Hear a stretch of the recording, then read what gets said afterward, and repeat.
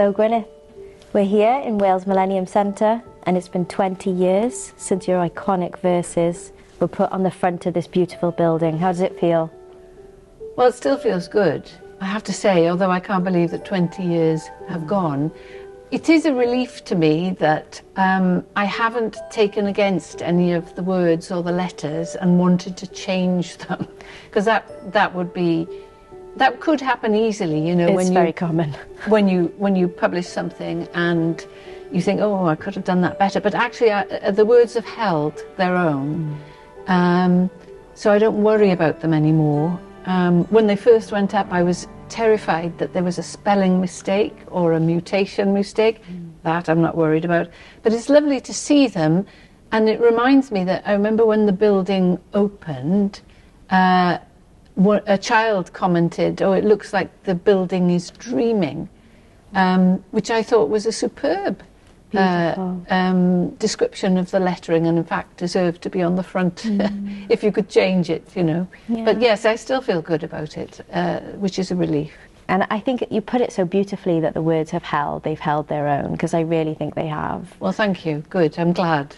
I guess it would be nice if you sort of took us back to where you started, how you sort of began the process of figuring out what you were going to put. It was a long and complicated process because Jonathan Adams, the architect, wanted to have words on the front of the building that were based on Roman funerary inscriptions on graves. And that's the style of the lettering which David Jones, the First World War poet, took up and used in his art. So he was very clear that he wanted words. His father is a poet, Sam Adams. But the first thought was to run a public competition. And I was one of the judges of that. And unfortunately, nothing inspiring came up. I wasn't the only judge, there were several of us. We had hoped that it would be somebody, a member of the public, who would have provided exactly the right thing. That didn't work. Other poets had an input. Then fast forward to the weekend before the building plans were going to go in from McAlpines, who were the builders. And on the Friday, I got a call from the office saying, we haven't got an inscription. If there's no words by Monday morning, there won't be words, there'll just be windows. Oh. Would you like to have a go over the weekend? Because they'd exhausted everything else. Hang on, so you had to come up with these lines in a weekend? Yes. Now, which I did. Although one version... Clearly. one version wasn't good enough, I had to go back. However, so there were a number of slots. It was like doing a crossword puzzle. There was a limited number of letters. But you say it happens in a weekend, but actually a poem always takes the time you take to write it plus a lifetime. 100%. So the backstory was that I had been seeing the building for a number of years. And in fact, the minute I saw the building, the very first time, I knew exactly what should be on the front of the building. Wow. And then I applied for a job here as part of the education programme. So I went round and met all the residents, talked to everybody. I knew exactly what the aspirations of the whole setup was. As it happened, I withdrew from the application process because I realised I didn't want a job. I wanted to go freelance as a writer. Yeah. But I had that background information. So I think that helped make the end process really fast. Jonathan Adams had one suggestion. Originally, I had inside these stones, and he asked for it to be contracted to in these stones, which is an improvement. So, like any sensible person, anybody who improves my work, I take the suggestion, you know. So I think that that change happened. Otherwise, it went as is. So we've got these two iconic lines: Creu gwir fel gwydyr o fyrnais awen, and in these stones horizons sing. And obviously, they're completely different verses. And I'm curious how you arrived at both of these separately? Did one come first? How did it happen? Well, because I'm bilingual, I always find translating directly boring. Yeah. Because if you understand the Welsh, it's tedious to hear it a second time. So I thought that both cultures in Wales, and the literary cultures are different in Welsh and in English, both deserved parity and equality on the front of a national institution. So I had consciously written the words to the Welsh on the left, the English on the right. But somebody pointed out two things that had happened that I wasn't conscious of. The first one was you can read them across the languages as well and it still makes sense. So creu gwir in these stones, creating truth in these stones, fel gwydr horizons, like glass horizons, o ffwrnais awen, sing.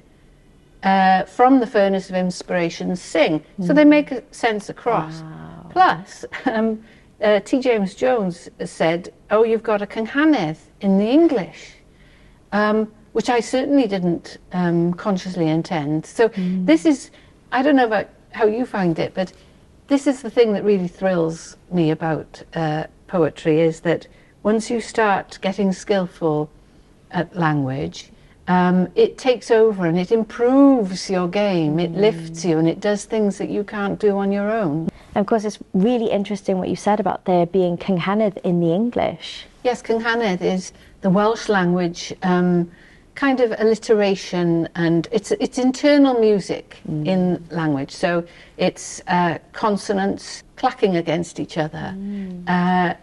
And then that can be combined with rhyme as well. And it's the glory of the Welsh language. I think that happens a lot. You know, we see cynghannedd in our everyday life. People always use the example, make fish the dish of the day. Yes. And we think, that sounds good, but we're not quite sure why. But it's because of that lovely chiming that happens with the consonants and the internal rhyme. Yes.